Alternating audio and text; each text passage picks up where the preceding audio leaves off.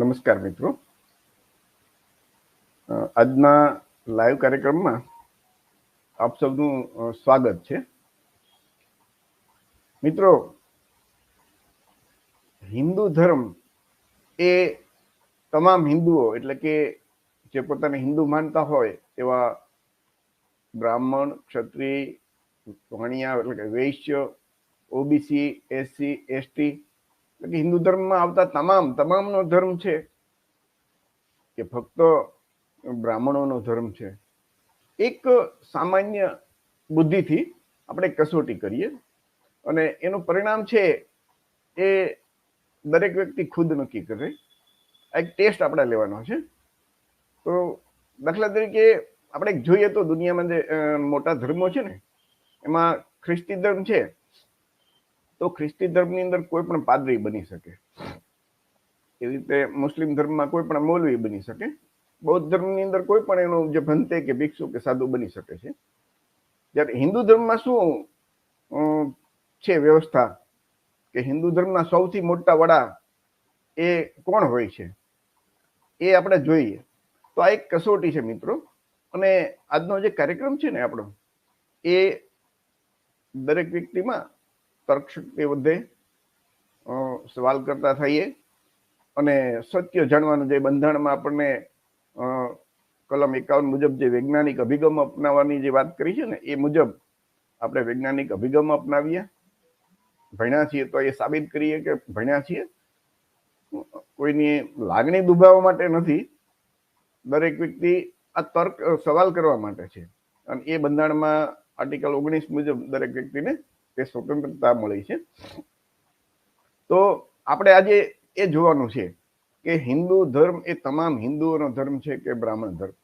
એ કસોટીના થોડાક પેરામીટર છે, એ તમે ખુદ વિચારજો, તમારી સામે રજૂ કરું છું. દાખલા તરીકે હિન્દુ ધર્મ છે, એ હિન્દુ ધર્મના સૌથી વડા કોણ? એ તમને પ્રશ્ન કોઈ પણ પૂછે તો કે શંકરાચાર્ય. જે 4 શંકરાચાર્ય છે એ હિન્દુ ધર્મના સર્વોચ્ચ વડા કહેવાય. હવે એ શંકરાચાર્ય છે એ કોઈ ઓબીસીમાં આવતા કોળી, ઠાકોર સહિત જે 146 જ્ઞાતિઓ છે એમાંથી બની શકે. એસસી એટલે કે દલિત સમાજ જે પોતાને હિન્દુ માને છે એમાંથી બની શકે. એસટી એટલે કે આદિવાસી સમાજમાંથી બની શકે. વૈશ્ય એટલે કે વાણિયા એ જે હિન્દુ છે એમાંથી કોઈ બની શકે, કે પોતાને હિન્દુ માનતા ક્ષત્રિય બની શકે, કે બ્રાહ્મણ બની શકે. તો જવાબ મળશે કે ફક્ત બ્રાહ્મણ એ શંકરાચાર્ય બની શકે. અત્યાર સુધીનો તો રેકોર્ડ એવું છે કે બ્રાહ્મણ હોય એ જ હિન્દુ ધર્મના સૌથી વડા શંકરાચાર્ય કહેવાય. કદાચ ઓબીસી, એસસી, એસટી, ક્ષત્રિય કે વૈશ્યના પણ બધા નાના નાના ધર્મગુરુ હોય, એ પોતાનો એકાદો આશ્રમ બનાવ્યો હોય કે એવી રીતે ધર્મગુરુ હોય, પણ એ હિન્દુ ધર્મના વડા નો કહેવાય. હિન્દુ ધર્મનો જે કાંઈ નિર્ણય લેવાનો હોય, હિન્દુ ધર્મના માટે જે કાંઈ આદેશ પાર પડે, અને એ જેને હિન્દુ ધર્મના સર્વે કરતા ધરતા કહેવાય ને, તો એ કોણ? તો કે શંકરાચાર્ય. એનાથી મોટું હિન્દુ ધર્મમાં કોઈ નહીં. ઘણી વખત આપણે કોળી, કુંભાર, બાળી, ભરવાડ આ બધા જ્ઞાતિ જે છે એ લોકોમાં તે એના ધર્મગુરુ હોય અને એના આશ્રમ હોય, તો એ એમ કે ભાઈ ધર્મગુરુ તો અમારા હોય, અમારા. પણ એ તમે જુઓ ને તો એ મુખ્ય એ હિન્દુ ધર્મ મુજબ કોઈ આદેશ ન આપીએ કે આ ગ્રંથ છે, એ શાસ્ત્ર છે, એ સાચું છે, ખોટું છે, એનું કોઈ અર્થઘટન ન કરી શકે. એ જે કાંઈ છે એ શંકરાચાર્ય હિન્દુ ધર્મના વડા કહેવાય. હવે જો કોઈ પણ ધર્મની અંદર એક જ વર્ણના લોકો બની શકતા હોય તો એને બધાનો ધર્મ કેવી રીતે કહેવો? ઓબીસી, એસટી, એસટી નો ખરેખર તો ભાઈ બ્રાહ્મણ ધર્મ થઈ શકે. એ તમે વિચારજો મિત્રો. તો આ પહેલી કસોટી. બીજી કસોટી છે કે હિન્દુ ધર્મના મંદિરમાં પૂંજારી કોણ બની શકે? ઓબીસી, એસસી, એસટી, વૈશ્ય કે ક્ષત્રિય બની શકે? તો જવાબ તમને મળશે. તમારી જાતને જ પૂછજો તો નહીં, ફક્ત બ્રાહ્મણ બની શકે. પછી ઘણા નાના નાના મંદિર હોય, કોઈ જ્ઞાતિના કે જાતિના મંદિર હોય ને એમાં પોતાના પૂજારી એને રાખ્યા હોય, એ અલગ વાત છે. પણ જે મુખ્ય મંદિરો છે તમે જુઓ તો એમાં તમે દ્વારકા લઈ લો, સોમનાથ લઈ લો, તમે બદ્રીનાથ લઈ લો, કેદારનાથ લઈ લો, જગન્નાથ લઈ લો, તિરુપતિ લઈ લો, તો આ બધા મંદિરોના પૂજારી કોણ હશે? ફક્ત બ્રાહ્મણ હશે. તો હિન્દુ ધર્મના જે ખૂબ પૈસાદાર રીચ જેની પાસે અઢળક ધન અને સંપત્તિ છે એવા મંદિરના પૂજારી કોણ બની શકે? ફક્ત બ્રાહ્મણ. એટલે કે ઓબીસી, એસસી, એસટી અને ક્ષત્રિય અને વૈશ્ય, ઓબીસીમાં જે કોળી સમાજ ગુજરાતમાં સૌથી મોટો સમાજ છે, એ તો ફક્ત દાન આપી શકે, દાન આપી શકે, મંદિરનો ઘંટ વગાડી શકે, પણ એ પૂજારી ન બની શકે. અત્યારે છે ને સોમનાથ મંદિરની તો ખબર હોય, બ્રાહ્મણે તેમ કે અમુક જ બ્રાહ્મણ એ પૂજા કરી શકે, બીજા કરે તોય તો એનો વિરોધ કરીને બ્રાહ્મણનો એ વિરોધ કરે છે. એવું આંદોલન અત્યારે હમણાં 2 દિવસથી ચાલે છે, આપણને સમાચારમાં જોવા મળે છે. તો આ ધર્મને છે એ હિન્દુ ધર્મ કેવી રીતે કહી શકાય? ખરેખર તો બધા એનો એક સરખો સમાન હક હોવો જોઈએ. તો નહીં, આ તો ફક્ત બ્રાહ્મણ જ પૂજારી બની શકે. અને જે પૂજારીને જે તમે જુઓ ને તો જે ધન દોલત જે મળતી હોય, ભેટ સોગાદ મળતી હોય, અથવા તો એનું જે સ્ટેટસ કેટલું ઊંચું હોય, એક ક્લાસ 1 ઓફિસર હોય ને ઓબીસી, એસસી, એસટી નો, તો એના કરતા તો દ્વારકાનો પૂજારી, સોમનાથનો પૂજારી કે શંકરાચાર્ય, એનું સ્ટેટસ તમે જોજો હંમેશા ઊંચું હશે. તો એ બધાનો હિન્દુ ધર્મ નથી એમ થાય કે નહીં? તમે વિચારજો મિત્રો. ત્યાર પછીની કસોટી છે કે જે મંદિરમાં આવતી ભેટ સોગાદ, દાન, દક્ષિણા, એનો ઉપયોગ તમામ હિન્દુઓ એટલે કે ઓબીસી, એસસી, એસટી, જે દલિત, આદિવાસી સહિત વૈશ્ય કે ક્ષત્રિય કરી શકે? તો કે ના, પૂજારી જ એ નથી, તો ફક્ત બ્રાહ્મણ કરી શકે. તમે જુઓ તો જેટલા અમીર મંદિરોની મોટા ભાગે આ મુખ્ય વાત છે. પછી સામાન્ય નાનું મંદિર હોય, પોતાની જ્ઞાતિનું મંદિર હોય, એમાં એક અલગ વ્યવસ્થા હોય, એ અલગ વાત છે. પણ આ જનરલ જે સામાન્ય વાત છે એના માટે તો તમે જુઓ તો અઢળક સંપત્તિ હોય, એનો ઉપયોગ મોટા ભાગે એ લોકો કરતા હોય છે. દ્વારકા જે મંદિર છે એનો તો પૂજારી માટે એ કોન્ટ્રાક્ટ, એના ટેન્ડર બહાર પાડે, અને 11 કરોડ 12 કરોડ જેવી વર્ષે એટલા તો ટેન્ડર એમાં બહાર પડે. વિચાર કરજો કેટલી અઢળક કમાણી થતી હશે. તો દ્વારકા તો સામાન્ય છે, એના કરતા વધારે કરોડો અબજોપતિ મંદિર છે બધા. તો જે મંદિરમાં ભેટ સોગાદ, હીરા માણેક, સોનું, આ બધું ભેટ ઓબીસી આપે, એસસી આપે, એસટી આપે, ક્ષત્રિય આપે, વૈશ્ય આપે, પણ એનો ઉપયોગ કોણ કરી શકે? તો કે બ્રાહ્મણ જ કરી શકે. વિચાર કરજો. તો આને હિન્દુ ધર્મ કહેવાય કે બ્રાહ્મણ? હિન્દુ એટલે કે તમામ હિન્દુઓનો ધર્મ કહેવાય કે બ્રાહ્મણ ધર્મ કહેવાય? તમે નક્કી કરજો મિત્રો. ત્યાર પછીની કસોટી છે કે હિન્દુ ધર્મના જે તમામ શાસ્ત્રો છે, ગ્રંથો છે, એ કોને લખ્યા? કોઈ ક્ષત્રિય લખ્યા, વૈશ્ય લખ્યા, ઓબીસી, કોળી, એસસી, દલિત કે એસટી, આદિવાસી લખ્યા? તો એનો જવાબ મળશે કે ફક્ત બ્રાહ્મણોએ લખેલા છે. તમામ જેટલા વેદ, પુરાણ, પછી બધી સ્મૃતિઓ, વાલ્મીકી રામાયણ, રામચરિત માનસ થી તમે મનુસ્મૃતિ લ્યો, તમે મહાભારત, વિષ્ણુ પુરાણ, ભાગવત પુરાણ, આ બધા છે એ કોને લખ્યા છે? તો કે બ્રાહ્મણોએ લખ્યા છે. તો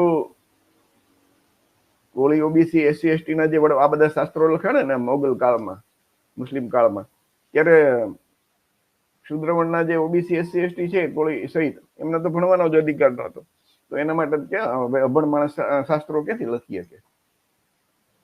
તો ફક્ત બ્રાહ્મણોએ લખ્યા છે. તો હવે સદની વાત છે કે જે બ્રાહ્મણો લખે તો એના માટે ફાયદાકારક હોય ને, એ લખ્યું હોય. તો તમે તમામ ગ્રંથોની અંદર તમે જોજો કે એ હંમેશા બ્રાહ્મણો માટે જ ફાયદાકારક હોય છે, એવું તમને જાણવા મળશે. તમે વાંચો ને, અભ્યાસ કરો તો. તો હવે આને તમામ હિન્દુઓનો ધર્મ કેવી રીતે કહેવો? તો ફક્ત બ્રાહ્મણ ધર્મ કહેવાય કે નહીં? આ તમે બધા વિચારજો મિત્રો. ત્યાર પછી આ જે છે તમામ ધર્મના તમે શાસ્ત્રો વાંચો ને, હિન્દુ ધર્મના ગ્રંથો વાંચો, તો એમાં દાન ને દક્ષિણા આપવાની વાત કોને લખ્યું ખબર? બ્રાહ્મણોને. તો રાજાના ખજાનોની મને જમીનમાંથી નીકળે ને તો એને બ્રાહ્મણોને દાન આપવાનું. દાન દક્ષિણા લેવાનો તો કે બ્રાહ્મણોને.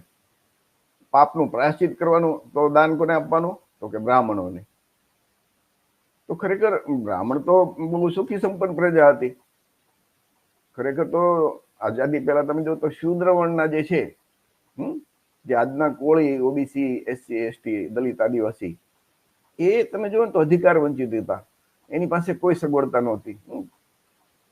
પહેરવાના કપડાં નહોતા, ખાવાનું ધાન નહોતું, રહેવાનું મકાન નહોતા, તો ખરેખર તો એવા ગરીબ લોકોને જે નિરાધાર છે એમને દાન દક્ષિણા આપવાની જોગવાઈ હોવી જોઈએ ને. આ તો બ્રાહ્મણોને જ બધું આપવાનું એવું બધા શાસ્ત્રોમાં લખ્યું છે. તો પછી આ ધર્મ છે એ દાન દક્ષિણા લેવાનો બધો બ્રાહ્મણોને જ હોય, તો આને હિન્દુ ધર્મ કેવો કે બ્રાહ્મણ ધર્મ કેવો એ તમે વિચાર કરજો. ક્ષત્રિય કે વૈશ્યને પણ દાન દક્ષિણા આપવાની નથી. દાન દક્ષિણા તો બ્રાહ્મણોને જ આપવાની. તો આને એ ખુદ તમે મિત્રો વિચારજો. હિન્દુ ધર્મના કહેવાતા તમામ ઋષિ મુનિઓ એ ઓબીસી, એસસી, એસટી છે કે બ્રાહ્મણો છે? તો તમને જોવા મળશે કે બધા એના કોઈ પુરાવા નથી મળ્યા આના, પણ એ શાસ્ત્રોમાં જે લખ્યા મુજબ એ બધા બ્રાહ્મણ જ છે. કેમ કે આ શાસ્ત્રોમાં આ ઋષિઓના કોઈ એક્ઝેક્ટ પુરાવા નથી મળ્યા. જે માનો કે તમે બીજા ધર્મની અંદર મુસ્લિમ ધર્મ છે એમ તો મોહમ્મદ પૈગંબર સાહેબ ક્યારે જન્મ્યા એ ખબર છે, ઈસુ ખ્રિસ્ત ક્યારે જન્મ્યા એ બધાને ખબર છે, ગૌતમ બુદ્ધ ક્યારે જન્મ્યા એ બધાને ખબર છે. પણ આમાં તો એ ખાલી ઋષિઓના નામ આવે એમ કે એને આ શાસ્ત્ર લખ્યું ને આ શાસ્ત્ર લખ્યું એવી રીતે. તો હવે જો ઋષિ મુનિઓ, તો આને હિન્દુ ધર્મ કેવી રીતે કહેવો? હિન્દુ ધર્મ, તમામ હિન્દુઓનો ધર્મ કેવી રીતે કહેવાય? તો ફક્ત બ્રાહ્મણ ધર્મ કહેવાય કે નહીં? તમે ખુદ તમારી જાતને આ સવાલ પૂછજો. વ્યક્તિ ત્યારે જ સત્ય માને છે જ્યારે એ ખુદ સમજે કે વિચારે કે આ સાચું છે કે ખોટું છે. બીજાના કહેવાથી કોઈ વ્યક્તિ માનતો નથી. એટલે આજનો કાર્યક્રમ છે ને મિત્રો, તમને તર્ક કરવા માટે, સવાલ કરવા માટે. તમે જાણશો, આવું વિચારશો, કેમ કે આવા સવાલ કોઈને આવતા જ નથી. ધર્મભીરુ લોકો હોય છે આપણા લોકો, ધર્મના નામે એટલા ડરપોક હોય છે કે એ સવાલ કરવાની કોઈ દિવસ ઈચ્છા જ ન થાય. પરંતુ મિત્રો, માનવી તરીકે, એક ભણેલ વ્યક્તિ તરીકે આપણને જે બુદ્ધિ આપી છે કુદરતે, તો એ આપણે તર્ક કરવું જોઈએ. જો ખરેખર ઈશ્વરે આપણી રચના એવી કરી હોય કે કાલે ગુલામ જ કરીએ, કોઈ સવાલ ન ઉભા કરીએ, તર્ક ન કરીએ, તો ઈશ્વરે આપણને એવી બુદ્ધિ જ ન આપી હોત. તો ઈશ્વરે આપણને બુદ્ધિ આપી છે એવી, માનો કે ઈશ્વરે બનાવ્યા છે કે એના વિશે તમે તર્ક કરો, સવાલ કરો, ખોટા ને ખોટા કહો, સાચા ને સાચા કહો.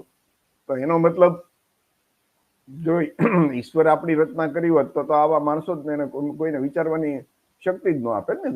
વિવેક બુદ્ધિ જે કહેવાય ને એ જ ન આપે. તમે જો ને તો જે જાનવર છે ને એમાં વિવેક બુદ્ધિ નથી હોતી, એ સહજ બુદ્ધિ હોય. તમે લાકડી ઉગામો તો એ ભાગે, પણ એનામાં આમ તર્ક કરવાની શક્તિ નથી હોતી, વિવેક બુદ્ધિ નથી હોતી.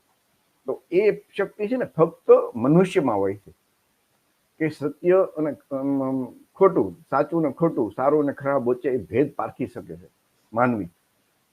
પ્રાણીઓ એ ભેદ નથી પારખી શકતા, એનામાં સહજ બુદ્ધિ હોય છે, જ્યારે માનવીમાં એ વિવેક બુદ્ધિ હોય છે. તો આ ઋષિ મુનિઓ તમે જુઓ ને તો તમામ ફક્ત બ્રાહ્મણોના જોવા મળે છે. દાખલા તરીકે જે કે આપણે બીજું ઉદાહરણ લઈએ કે અયોધ્યાના જે રામ મંદિર હમણાં બન્યું ને સુપ્રીમ કોર્ટના આદેશથી, એ કોઈ સરકારે નથી બનાવ્યું, સુપ્રીમ કોર્ટના આદેશથી બન્યું છે. અને એ રામ મંદિરની જે લડાઈ થઈ હતી ને, મીન્સ કે એનો સંઘર્ષ, એમાં સૌથી વધારે મર્યા હોય ને તો ઓબીસી. અને ટ્રસ્ટી લેવાની જયારે વાત આવી તો એક પણ ઓબીસી નહીં. દેશમાં ઓબીસીની વસ્તી 65% જેવી, વિચાર કરજો, 65% જેવી વસ્તી. બિહારમાં જે જાતિ આધારિત વસ્તી ગણતરી થઈ ને, સર્વે થયો ને, આ એના આંકડા મુજબ બિહારમાં 65 છે તો ગુજરાતમાં 65 જ હોય. સીધી વાત છે ને. તો એ 65% વસ્તીનો એક પણ નહીં, આદિવાસીમાં પણ કોઈ પણ નહીં, ક્ષત્રિયમાંથી પણ કોઈ નહીં ટ્રસ્ટી. શેડ્યુલ કાસ્ટ એ ફરજિયાત એક નિયમ છે કે ટ્રસ્ટમાં એક લેવા પડે, તો એને એક લીધા છે. તમે જો એનું ક્યાંય મહત્વ, તમે ક્યાંય કોઈ દિવસ એનું સ્ટેટમેન્ટ કે એનું મહત્વ કે એના હસ્તે પૂજા થતી હોય કે એને રામ મંદિરનું ઉદઘાટન કર્યું હોય, એવું નહીં જોવા તમને મળે. તો બધા બ્રાહ્મણો જ છે. તો આને સરકારનું નથી કે કોઈ બ્રાહ્મણનું મંદિર નથી, આ તો સરકારે સુપ્રીમ કોર્ટે બનાવ્યું. તો સુપ્રીમ કોર્ટે જયારે સરકારને કીધું કે ટ્રસ્ટ બનાવો, તો ટ્રસ્ટમાં તો બધા હોવો જોઈએ ને, ઓબીસી ના હોય, એસસી ના હોય, એસટી ના હોય, અને દરેકના વસ્તીના પ્રમાણમાં હોવો જોઈએ ટ્રસ્ટી. તો એનો બદલે ફક્ત બ્રાહ્મણો છે, તો એનો મતલબ કે આને હિન્દુ તમામ હિન્દુઓના પ્રતિનિધિત્વ હોવું જોઈએ, એનો બદલે ફક્ત બ્રાહ્મણો છે. તો આને બ્રાહ્મણ ધર્મ કહેવાય કે હિન્દુ ધર્મ કહેવાય એ તમે ખુદ નક્કી કરજો મિત્રો. આ બધા જે રૂપિયાવાળા મંદિર છે ને ભારતના જેટલા, તિરુપતિ હોય કે માનો કે સોમનાથ મંદિર છે કે અંબાજી ટ્રસ્ટ છે,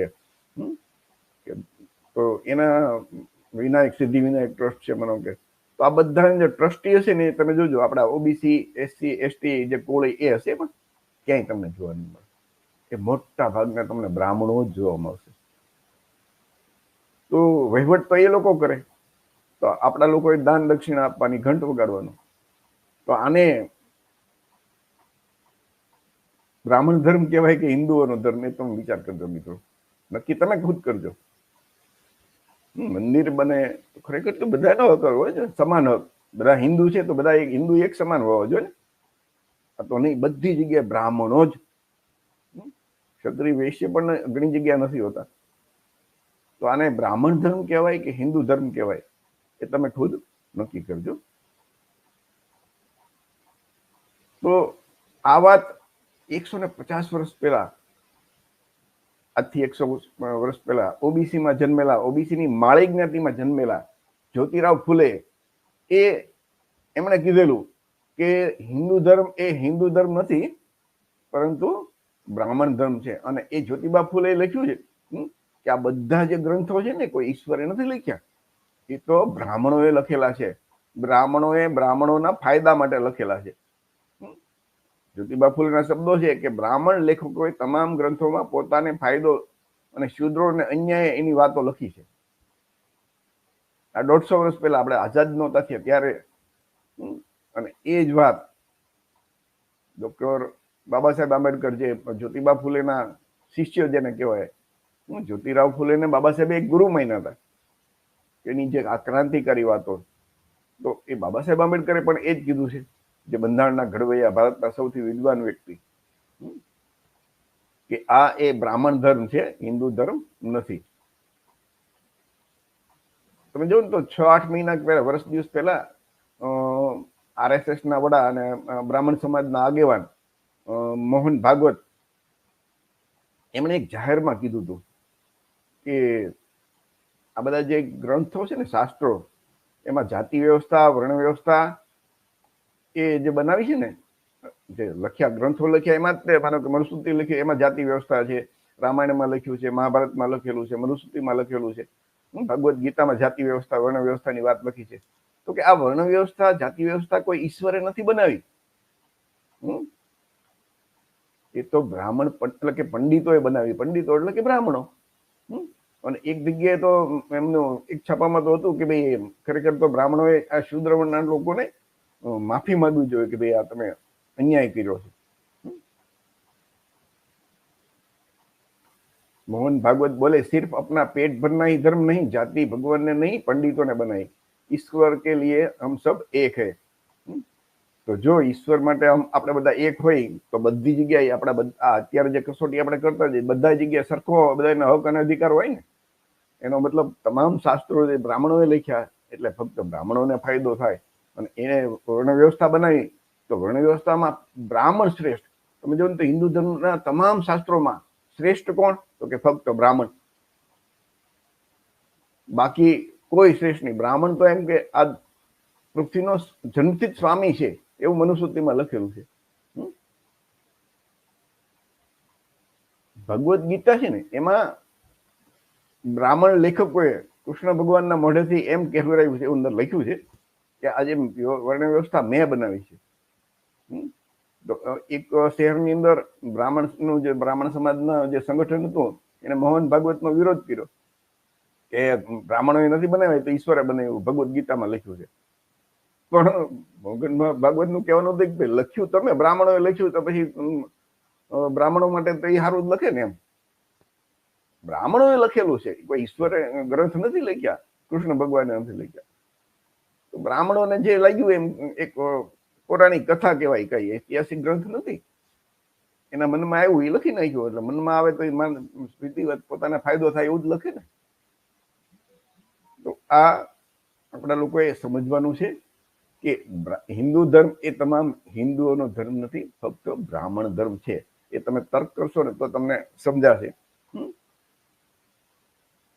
ભગવાન ભાગવતે કીધું કે એના પોતાના પેટ ભરવા માટે જ બ્રાહ્મણોએ આ બધું ઊભું કર્યું છે. અને આ જે છે બ્રાહ્મણોના જે ઋષિમુનિઓ છે ને, એ તમે જોજો તો આ બધા જે જમણી સાઈડમાં છે આ બધા ઋષિમુનિઓના તમને જે યુટ્યુબમાં પેલા ગૂગલમાં તમે સર્ચ કરો ને તો આવા બધા નામ મળશે જાણવા, એના બધા ફોટા. અને આ જે છે ને આ ફક્ત એમના ચિત્ર જોવા મળશે, કે એમના શિલ્પ કોઈ આધારભૂત પુરાવા પુરાતત્વ વિભાગના નહીં મળે. ચાણક્ય છે તો એનું કોઈ વશિષ્ઠનું નહીં મળે. તો આ બધા જેટલા લખ્યા છે ગ્રંથો, એમના વાલ્મીકી તો એમનો કોઈ નહીં મળે પુરાવો. તો આ લોકો છે એ 500 વર્ષથી એમના ચિત્રો બન્યા છે. તો આ જે બ્રાહ્મણોના પૂર્વજો છે એ પણ એના કોઈ પુરાવા નથી, પણ એમના શાસ્ત્રો મુજબ. જ્યારે આપણા કોળી ઓબીસી એસટી સમાજના પૂર્વજો કોણ કોણ છે? તો કે ગૌતમ બુદ્ધ, જ્યોતિબા ફૂલે, સંત કબીર, ડોક્ટર બાબા સાહેબ આંબેડકર, પેરિયાર રામાસ્વામી, બિરસા મુંડા, સંત કબીર, પેરિયાર રામાસ્વામી, છત્રપતિ સાહુજી મહારાજ, રાષ્ટ્રમાતા સાવિત્રીબાઈ ફૂલે, માતા જીજાબાઈ, રમાબાઈ, વેંગના કોળી ઝલકારીબાઈ, ફૂલન દેવી, જેની આજે પુણ્યતિથિ છે. તો આજે ફરીથી મિત્રો યાદ આવી દઉં, કીધું કે એક આપણી પછાત વર્ગમાં જન્મેલી મહિલા વિરાંગના ફૂલન દેવીનો આજે પુણ્યતિથિ છે. તો આપણે એમને શ્રદ્ધા સુમન અર્પણ કરીએ અને એમને વંદન કરીએ. મહાન સમ્રાટ અશોક છે, લલયસિંહ યાદવ છે, માનની કાશીરામ સાહેબ છે, છત્રપતિ શિવાજી મહારાજ છે. તો આ બધા આપણા પૂર્વજો છે ને, એ બધાના જન્મથી મરણ સુધીના આધારભૂત એટલે કે ડોક્યુમેન્ટરી એવિડન્સ મળે છે. જ્યારે આ લોકોના મતલબ કે વેદ વ્યાસે બધા શાસ્ત્રો ઘણા બધા એમને લખ્યા, તો એનો પુરાવો ખરો? તો કે ના, કોઈ નહીં. તો હિન્દુ ધર્મની અંદર તમામ ગ્રંથોમાં બધા એની એમ કે સમાનતાની વાત આવે છે, માનવતાની વાત આવે છે? તો કે ના, દરેક ગ્રંથમાં જન્મથી બ્રાહ્મણોને ફાયદો અને જન્મથી જ શૂદ્ર વર્ણના આજના જે કોળી ઓબીસી એસસી એસટી ના ભાગે અન્ય અત્યાચારની અપમાનની વાતો લખી છે. તમે શાસ્ત્રો વાંચો, તમે મનુસ્મૃતિ વાંચો, ભાગવત પુરાણ વાંચો, વિષ્ણુ પુરાણ વાંચો, મહાભારત વાંચો, રામાયણ વાંચો, તો બધા ગ્રંથોની અંદર ફક્ત બ્રાહ્મણ શ્રેષ્ઠ છે. તો એ બ્રાહ્મણ ધર્મ કહેવાય કે બધા હિન્દુઓનો ધર્મ? એ તમે વિચાર કરજો. આ હિન્દુ ધર્મ છે કે બ્રાહ્મણ ધર્મ છે? હિન્દુ હોય તો બધા એક સરખા હોવા જોઈએ ને. હિન્દુની અંદર ઓબીસી એસસી એસટી ક્ષત્રિય વૈશ્ય જે પોતાને હિન્દુ માને છે એ તમામ આવી જાય. તો એ તો ફક્ત બ્રાહ્મણ શ્રેષ્ઠ, શૂદ્ર વર્ણના લોકો તો એના માટે તો એટલું ખરાબ લખેલું છે કે વાત પૂછો. ભારતના સૌથી વિદ્વાન ડોક્ટર બાબા સાહેબ આંબેડકર, એમના ગુરુ જ્યોતિબા ફૂલે આ સચ્ચી રામાયણ લખી, એ લલયસિંહ યાદવ એનું ગુજરાત હિન્દીમાં અને અંગ્રેજીમાં જે પેરિયાર રામાસ્વામી એ લખેલી. તો એ એમના તમે વિચાર જાણો તો એમને ચોખ્ખું લખ્યું છે કે હિન્દુ ધર્મ છે એ હિન્દુ ધર્મ નથી, પરંતુ શૂદ્રના એટલે કે શૂદ્ર વર્ણના જે આજના જે બ્રાહ્મણ ક્ષત્રિય કે વૈશ્ય નથી અને હિન્દુ છે તેવા કોળી ઓબીસી એસસી એસટી એ એને ગુલામ બનાવવા માટેનું ષડયંત્ર એટલે કે કાવતરું છે. ડોક્ટર બાબા સાહેબ આંબેડકરનું જે વોલ્યુમ નંબર 6 છે ને ગુજરાતીમાં, હિન્દુ ધર્મનું તત્વજ્ઞાન, એ ભારત સરકારે એનું પ્રકાશન કર્યું છે. ગુજરાત સરકાર ગુજરાતીમાં પણ એનો અનુવાદ થયો છે. એ બાબા સાહેબ આંબેડકરના શબ્દો જે વોલ્યુમ છે ને 6 હિન્દુ ધર્મનું તત્વજ્ઞાન, એનો ફોટોકોપી એમાં મૂકી છે. ઘરની મારી વાત નથી. તો એમાં લખ્યું છે બાબા સાહેબ આંબેડકરે કે હિન્દુ બધા એમ કે ખાલી સાર હિન્દુ ધર્મનું તત્વજ્ઞાન આવું છે, તે મહામાનવ એટલે કે બ્રાહ્મણ માટે સ્વર્ગ સમાન છે અને સામાન્ય માણસ માટે નરકાગાર છે. બાબા સાહેબ ના એમ કીધું કે એ પોતે એમ કે હું જાણું છું કે હિન્દુ ધર્મ ના દર્શન અંગે મારા વિચારો પર ચારક ઓરથી આક્રમણ થાય છે, આક્રમણ થશે એમ કે હું આવું બોલું છું, પણ એ કે આક્રમણ થાય એ અનિવાર્ય છે. એટલે લોકો તો જ તર્ક કરશે ને. સવાલ પૂછો તમે, આવું સાચું લખશો બધા એ ગુલામ જ માનસિક રીતે ગુલામ જ કરીને અંધભક્ત જ બની રહેશે તો સત્ય કોઈ દિવસ જાણવા જ નહીં મળે. તો આ એ જે હિન્દુ ધર્મનું તત્વજ્ઞાનનું જે પુસ્તક છે ને એની ફોટોકોપી એમ તમારી સામે મૂકી છે. એ પુસ્તક તમારે ઇન્ટરનેટ ઉપર પણ ઉપલબ્ધ છે, વાંચવું હોય ત્યારે વાંચી દો, તમને ખ્યાલ આવશે. પછાત વર્ગોના જે ક્રાંતિકારી નેતા છે માનની વામન મિશ્રા, એમને તો એનો યુટ્યુબમાં વિડીયો છે અને એમણે તો જાહેરમાં કહી છે કે लोगों को पता नहीं है कि हिंदू धर्म के नाम पर असल में ब्राह्मण धर्म की ब्राह्मण धर्म ही माने थे, એટલે કે હિન્દુ ધર્મના નામે એ બ્રાહ્મણ ધર્મને હિન્દુ ધર્મ માની રહ્યા છે. આ લોકોને ખબર નથી. એટલે ખરેખર એમ કે હિન્દુ ધર્મ નથી, આ તો બ્રાહ્મણ ધર્મ છે. હિન્દુ ધર્મ હોય તો તમામ હિન્દુઓનો ધર્મ હોવો જોઈએ. બ્રાહ્મણ પંડિતોએ, લેખકોએ પોતે લખેલ શાસ્ત્રોમાં પોતાને ભૂદેવ એટલે કે પૃથ્વીના દેવતા બનાવી દીધા. વિચાર કરજો, શૂદ્રોને ગુલામ બનાવી દીધા. તો હિન્દુ ધર્મના જે શૂદ્રો છે, એટલે કે માનો કે આપણે હિન્દુ છીએ અને આપણે ઓબીસી છીએ, કોળી છીએ, એસસી છીએ, દલિત છીએ, આદિવાસી છીએ, પોતાને હિન્દુ પણ માનીએ છીએ. તો આપણે બ્રાહ્મણ નથી, ક્ષત્રિય નથી ને વૈશ્ય પણ નથી. તો આપણે હિન્દુ ધર્મમાં 4 જ વર્ણ છે, આપણે શૂદ્રમાં આવીએ. તો શૂદ્ર માટે આટલું બધું ખરાબ, ગુલામી એ જેનો ધર્મ છે, અને આટલું બધું ખરાબ લખવાનો આપણે કોઈ દિવસ આપણા બાપ કોઈને હક અને અધિકાર આપ્યો નથી. પણ આ તો એક ષડયંત્ર, કાવતરાના ભાગરૂપે બ્રાહ્મણોએ શૂદ્રો માટે એટલું બધું ખરાબ લખ્યું છે કે આપણાથી સહન ન થઈ શકે. તો આ બધું જાણવાથી એમાંથી એક બોધપાઠ તો લેવો પડે ને, કે ભૂતકાળનો આપણે શું ઇતિહાસ જાણીએ છીએ, આ બધું શા માટે? તો એમાંથી બોધપાઠ લેવાનો હોય.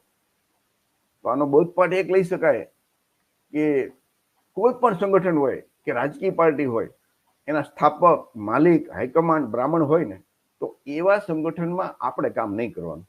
કોઈ પણ ધાર્મિક સંગઠન હોય, સામાજિક સંગઠન હોય, પણ એના સ્થાપક જો બ્રાહ્મણ હોય તો એ, કે રાજકીય પાર્ટી હોય, તો એમાં કોળી, ઓબીસી, એસસી, એસટી એમાં ભાગ નહીં લેવાનો, એમાં એને સમર્થન નહીં આપવાનું.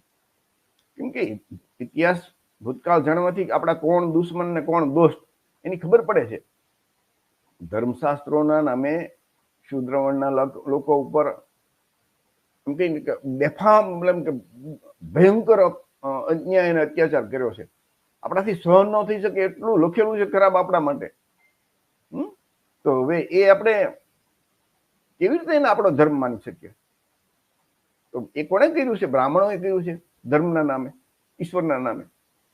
તો આમાંથી બોધપાઠ લેવો જોઈએ ને, કે જે કોઈ પણ પક્ષ હોય, રાજકીય પાર્ટી હોય કે કોઈ પણ સંગઠન હોય, તમે ઘણા બધા સંગઠનો છે, એમાં આપણા લોકો, શૂદ્રના લોકો ગુલામ, એક ઘેટા બકરાની જેમ જોડાતા હોય.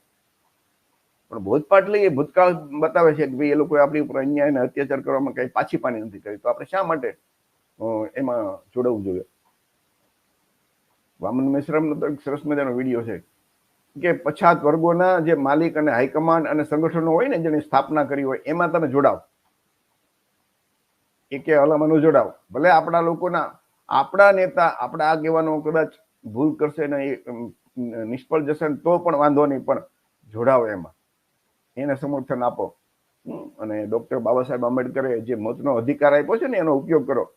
તમે બ્રાહ્મણોના રાજકીય પાર્ટી, જે બ્રાહ્મણોના જે સ્થાપક છે, એના હાઈકમાન્ડ છે, માલિક છે, એવી રાજકીય પાર્ટીને જે કોળી, ઓબીસી, એસસી, એસટી મત આપે, તો એ લોકો સત્તા ઉપર આવવાના છે. ભલે એની પોતાના 15% વસ્તી છે, કે બ્રાહ્મણોની 3-3.5% વસ્તી છે, તો બ્રાહ્મણવાણી આ બધે શાસક બનીને બેઠા છે, બધી સંસ્થાઓ પર કબજો જમાવીને બેઠા છે. કારણ કે આપણે લોકો શાસક નથી બનતા.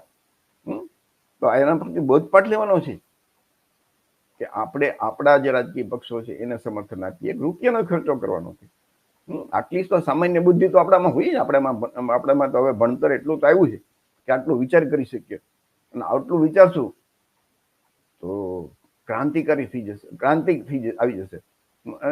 આ જે વિચાર કરવો, એનો નિર્ણય લેવો, એને ક્રાંતિકારી કદમ કહેવાય. લોકશાહીમાં કોઈની સાથે તલવાર, ભાલા કે બંદૂક લઈને લડવાની નથી જરૂર. લોકશાહીમાં વિચારોથી એ ક્રાંતિ કરી શકાય. બેલેટ અને બુલેટ, તો બેલેટ છે ને એ ક્રાંતિકારી છે, અને જે વિચાર છે, નવો વિચાર, એ દુનિયામાં સૌથી શક્તિશાળી છે.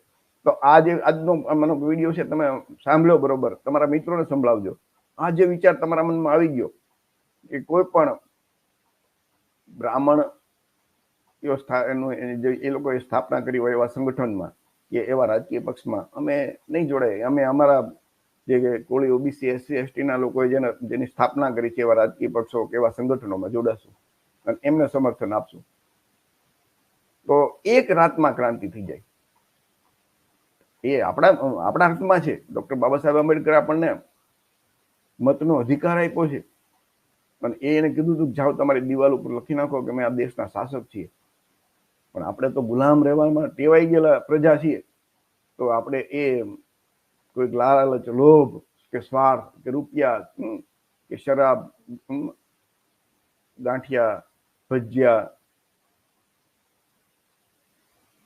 એના સ્વાર્થ ખાતર આપણે એ વેચી દઈએ આપણા મત અને ખુદ શાસક ન બનીએ ને એમને શાસક બનાવીએ. તો બાબા સાહેબ આપેલો જે હક અને અધિકાર છે એનાથી આપણે આગળ ક્યાંથી આવી શકીએ? આપણે તો બરબાદી, જ્યાં સુધી આવું કરશું ને ત્યાં સુધી આપણે બરબાદ થશું, એ નક્કી છે. તો મિત્રો, આ હિન્દુ ધર્મ છે ને એ હિન્દુ ધર્મ નથી પણ બ્રાહ્મણ ધર્મ છે. એ તમને જો એક વખત સમજાઈ ગયું ને તો તમે આવા નિર્ણય લઈ શકશો. હિન્દુ શબ્દ છે ને એ એક પણ હિન્દુ ધર્મના ગ્રંથમાં નથી. તમે વિચાર કરજો, રામાયણ, મહાભારત, વેદ, પુરાણ, ભગવદ્ ગીતા, એમાં ક્યાંય હિન્દુ શબ્દ નથી. અને આપણા લોકો હિન્દુ ગર્વ છે, હિન્દુ હે. સ્વામી દયાનંદ સરસ્વતી છે, જેમણે આર્ય સમાજની સ્થાપના કરી. એમનું પુસ્તક છે સત્યાર્થ પ્રકાશ. એમાં એમણે લખ્યું છે कि हिंदू शब्द मुगलों का दिया हुआ शब्द है और हिंदू मुगलों की दी हुई गाली है और ऐसा सत्यार्थ प्रकाश में लिखता है. विचार करजो, आ कोई धार्मिक ग्रंथ में तमने नहीं मिले. અને ફારસી જે ભાષા છે ને એમાં હિન્દુ શબ્દનો અર્થ કાલા, કપટી, ચોર, ઠોક, ડાકુ, ગુલામ આદિ હોતા है. તો એ વિદેશથી જે મુસ્લિમ આક્રમણ કરવા આવ્યા અને જે ભારતમાં શાસન અહીંયા કરવા માંડ્યા ને, તો એ લોકો એક ધિક્કારની ભાવનાથી એમ કીધું તમે હિન્દુ. એટલે એ બ્રાહ્મણોને તો ખબર હતી, એટલે શરૂઆતમાં તો એમ કીધું ભાઈ અમે હિન્દુ નથી, અમે તો બ્રાહ્મણ છીએ. અને આ એનો તમને એક પુરાવો છે કે ઔરંગઝેબના સમયમાં એક જજિયા કર નાખ્યો હતો.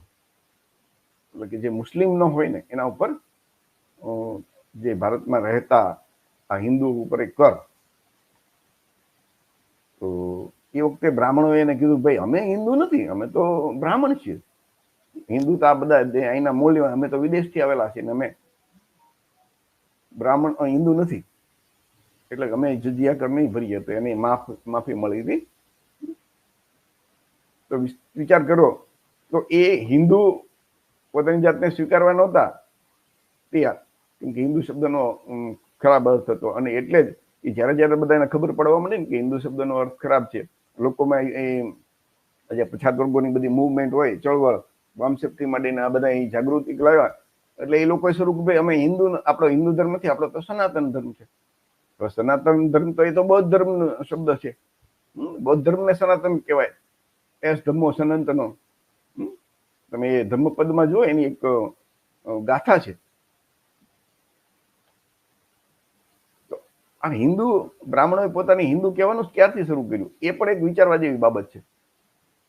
તો જ્યારે આઝાદીની ચળવળ આવી ને, અહીંયા અંગ્રેજોનું શાસન હતું, ત્યારે હિન્દુઓને એ બ્રાહ્મણોને વિચાર આવ્યો કે આઝાદી પછી તો આ લોકશાહી આવશે અને દરેક લોકોને મતનો અધિકાર મળશે.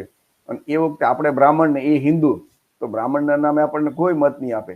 એટલે પછી એ લોકોએ આપણને એમ કે આપણે બ્રાહ્મણ મુખ પડતું અને આપણે એમ કે બધા હિન્દુ છીએ. જે હિન્દુ શબ્દનો ખરાબ અર્થ હતો, એના બદલે પોતે જાહેર કરી દીધું કે આપણે બધા તો હવે હિન્દુ.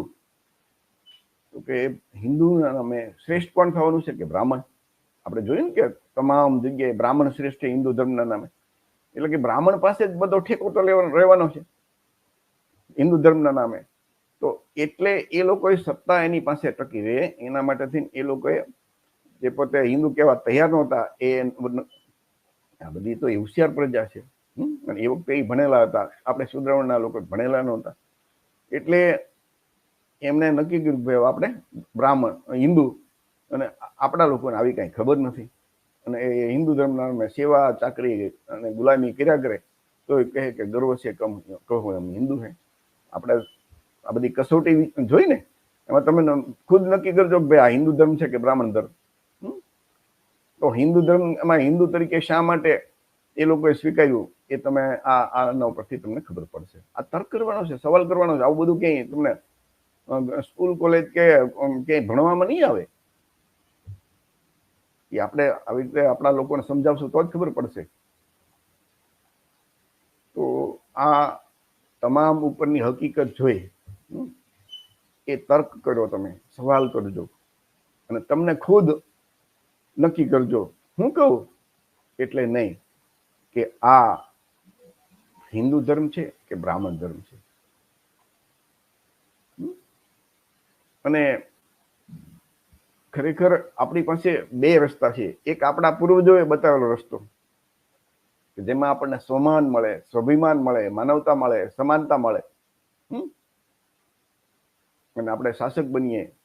અને બીજો રસ્તો છે કે ઈશ્વર અને ધર્મના નામે જે બ્રાહ્મણ પંડિતોએ આપણને શુદ્રવર્ણના અધિકાર વંચિત ગુલામ બનાવ્યા, આપણે એમની વાત માનવી જોઈએ કે આપણા બાપ દાદાની વાત માનવી જોઈએ, એ નક્કી કરવાનું. આ જે ફોટા છે તમારી સામે, આ બધાના આધાર પુરાવા સાથે છે.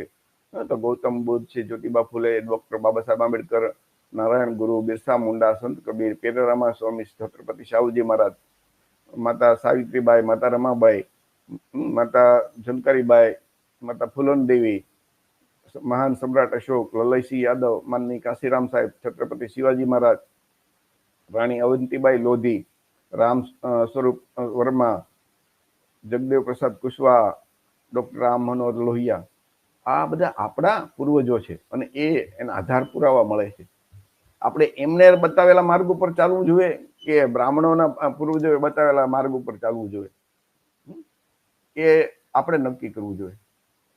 વામન મેશ્રામનો એક સરસ મજાનો વિડીયો છે કે તમે તમારા બાપ દાદાને દાદા માનવો કે બ્રાહ્મણોના બાપ દાદાને બાપ. વામન મેશ્રામ કીધું કે બાપ તો એક રાખવો જોઈએ કે, તો આપણા આદર્શ કોણ હોવો જોઈએ, આપણા બાપ દાદા કે બ્રાહ્મણોના બાપ દાદા? એ તમે મિત્રો ખુદ નક્કી કરજો.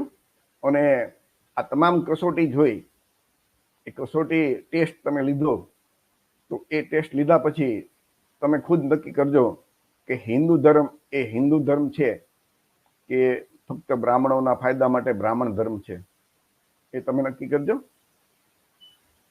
કાર્યક્રમ વધારે નહીં લંબાવતા તમામ મિત્રોને વિનંતી કે આજે આપણી ચેનલ છે ને ઝલકારી ટીવી, એને તમામ મિત્રોને શેર કરજો અને એને સબસ્ક્રાઇબ કરજો. અને તમારા જે વોટ્સએપ ગ્રુપ છે એની અંદર આ વિડીયો મૂકજો તમારે, અને એ બધા મિત્રોને કહેજો કે આપણી આ જે ચેનલ છે ને ઝલકારી ટીવી, એને સબસ્ક્રાઇબ કરે. ઝલકારી ટીવી ચેનલ ઉપર આવા 400 થી વધારે વિડીયો પડ્યા છે આપણા જે ઓબીસી, એસસી, એસટી, કોળી સમાજના ઉત્થાન અને હક અને અધિકાર માટેની બધી વાતો એમાં લખી છે, એમાં એ વિડીયો બનાવ્યા છે. આપણા જે વિદ્વાન વક્તાઓ એ પણ આવીને અંદર બોલે છે. તો આ તમે બધા ખુદ નક્કી કરજો મિત્રો. આજનો કાર્યક્રમ આપણે અહીંયા સમાપ્ત કરીએ છીએ. જય ભીમ, નમો બુદ્ધાય, જય સંવિધાન.